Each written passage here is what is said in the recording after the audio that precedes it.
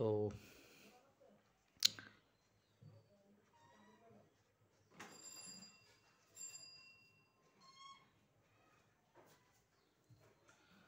Dear students, Aniruddha English কোচিংয়ে তোমাদেরকে স্বাগত জানাই। আজকে 17 নম্বর ক্লাস, ফিউচার পারফেক্ট কন্টিনিউয়াস, অর্থাৎ কন্টিনিউয়াস বলতে ফিউচার টেন্সের লাস্ট পার্ট, অর্থাৎ 4 নম্বর টেন্স এটি শেষ। অর্থাৎ আজকের ক্লাসটা দিলে আমাদের টেন্স কমপ্লিট হবে।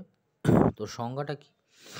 সংজ্ঞাটা হচ্ছে একটি কাজ যেটা চলতে থাকবে একটি নির্দিষ্ট সময় ধরে ভবিষ্যতে, সেরকম যদি বোঝায় তাহলে ফিউচার পারফেক্ট কন্টিনিউয়াস টেন্স হবে। তো এর গঠন কীরকম হয়? Subject plus will have been or shall have been plus verb plus ING plus হচ্ছে অবজেক্ট, অর্থাৎ তাহারা একটি নির্দিষ্ট সময় ধরে অপেক্ষা করতে থাকবে। তাহলে they will have been waiting for hours.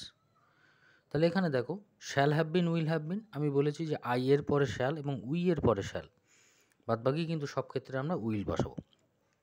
কিন্তু এখানে মজার ব্যাপার হচ্ছে উইলটা আই এবং উই, যেমন আই এর পরে শ্যাল এবং উই এর পরে আমরা শ্যাল বসাচ্ছি, এই ক্ষেত্রেও আমরা উইল বসাতে পারবো, অর্থাৎ আই এর পরে উইল, উই এর পরে উইল বসাতে পারবো। কিন্তু সেক্ষেত্রে কি হবে, কোনো একটি সেন্টেন্সে যদি তার মানে খুব জোর হয়, অর্থাৎ কোনো জোর দিয়ে কোনো কথা বলি, যেমন আই শ্যাল, আমি করব, যদি আমি আই উইল বলি তাহলে আমি করবই, অর্থাৎ কোনো বিষয় যদি জোর দিয়ে স্পষ্ট করে বলা হয় তাহলে সেক্ষেত্রে উইল বসানো যাবে।